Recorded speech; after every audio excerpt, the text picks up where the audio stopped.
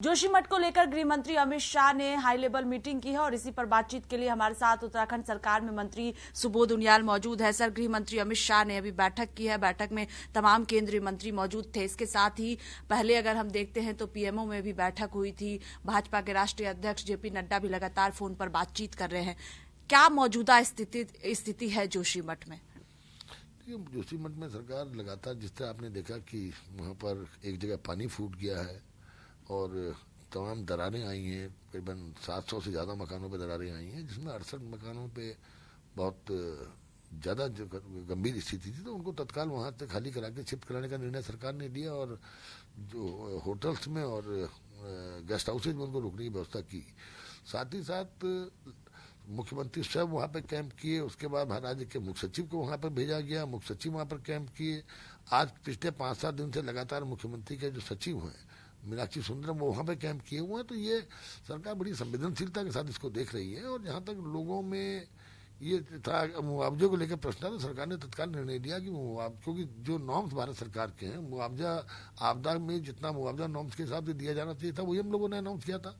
उसके अलावा जिन लोगों से मकान खाली कराए गए उनको किराया, अगर वो किराए के मकान में जाते हैं तो सरकार उनके किराए का वहन करेगी, ये सरकार ने निर्णय ले लिया था। अब उनके विस्थापन को लेकर सरकार ने गौचर और पिपलकोटी 2 जगह को चिन्हित किया और उसका भूगर्भीय परीक्षण कराया जा रहा है, क्योंकि बिना भूगर्भ शास्त्रियों की रिपोर्ट के बिना उनको विस्थापित किया जाना उचित भी नहीं है। और इसके साथ साथ पीएमओ ने तत्काल बैठक ली, गृह मंत्रालय आज बैठक लिया। तो ये तमाम चीजें सरकार, राज्य सरकार और केंद्र सरकार की संवेदनशीलता को दिखाता है। मुआवजे के मैंने आपसे कहा कि अनुग्रह राशि को कम होने की, क्योंकि नाम वो मानक के हिसाब से भारत सरकार के जो मानक है आपदा के, उसके हिसाब से दिया गया था, उसको लेकर भी मुख्यमंत्री जी ने निर्णय लिया है कि इसमें आपात बैठक कैबिनेट करके इसको बढ़ाने का निर्णय लिया जाएगा। तो ये तमाम तरह से, और साथ ही साथ ये बहुत स्पष्ट संदेश है कि जांच आ जाने के बाद जैसे जो पानी रिस रहा है उस पानी में सिल्ट आ रही है, तो इस संभावना को भी देखा जा रहा है कि ये सिल्ट टनल की तो नहीं है। तो अगर टनल की शिफ्ट होगी तो मैंने कहा नहीं, ये उसकी भी जांच कराई जा रही है। और उसके अलावा पूरे एरिया में भूगर्भ शास्त्री अपना परीक्षण कर रहे हैं, विभिन्न संस्थानों के साइंटिस्ट आकर के, जो टेक्नोलॉजिस्ट हैं वो आकर के उसमें लगे हैं।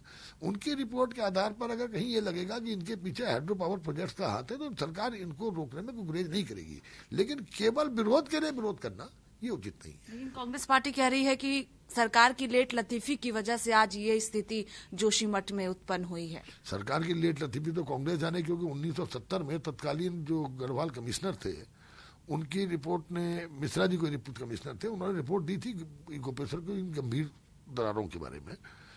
उसको 1989 तक इस देश में और राज्य उत्तर प्रदेश राज्य में अविरल रूप से कांग्रेस ने शासन किया। क्यों नहीं उस रिपोर्ट को गंभीरता से लिया गया? तो शुरुआती गंभीरता को किसने छोड़ा?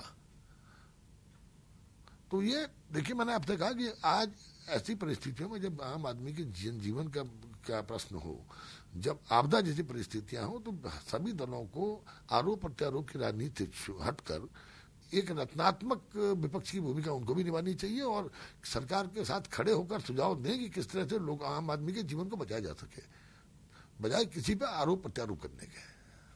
सर, इसके साथ ही जिस तरह से जोशीमठ में रह रहे लोग भी विरोध कर रहे हैं कि सरकार उचित मुआवजा नहीं दे रही है, इसके साथ ही रहने की जो व्यवस्था की गई है वो भी ठीक नहीं है, वहां के लोग परेशान हैं, इसकी वजह से लगातार विरोध प्रदर्शन भी हो रहा है जोशीमठ। कैसे लोगों को समझाएंगे, कैसे सब कुछ ठीक करेंगे? कभी भी जब आपदा आती है तो स्थानीय लोगों में आक्रोश होता है, क्योंकि ये आपदा सरकार तो लाई नहीं है, लेकिन आपदा आने से जब लोगों को जान माल की हानि का नुकसान होता है तो लोगों में आक्रोश होता है। तो और दूसरा, जिस मकान में वो रह रहे हैं उस मकान से उनका एक स्वाभाविक तौर पर एक अटैचमेंट होता है।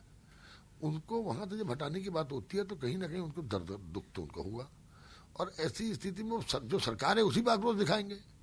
लेकिन सरकार की भावना, मैंने आपसे कहा कि कल ही मुख्यमंत्री जी ने निर्णय लिया है कि जो मकानों को जो तोड़ने का निर्णय लिया गया था उसमें जो स्टेक होल्डर्स हैं, जो स्थानीय लोग हैं, उनसे वार्ता करने के बाद अगर ट्रीटमेंट की संभावना होगी तो ट्रीटमेंट किया जाएगा, तभी उसके बाद ही तोड़ा जाएगा।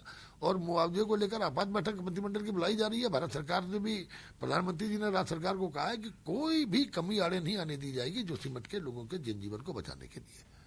तो सरकार हर चीज को लेकर संवेदनशील है। कांग्रेस पार्टी ये भी कह रही है कि जो टनल में काम है वो भी अभी तक रुका नहीं है, वहां पर अभी भी काम किया जा रहा है। इसके साथ ही सरकार जो है वो राजनीति कर रही है इस मामले में, चूंकि विपक्षी पार्टियों के दबाव की वजह से ही मुख्यमंत्री जोशीमठ गए हैं, वहां पर रुके हैं। देखिए, अगर वो आपसे कोई संभावना प्रकट कर ले, उन संभावनाओं के आधार पर तो आप रुक नहीं सकते ना।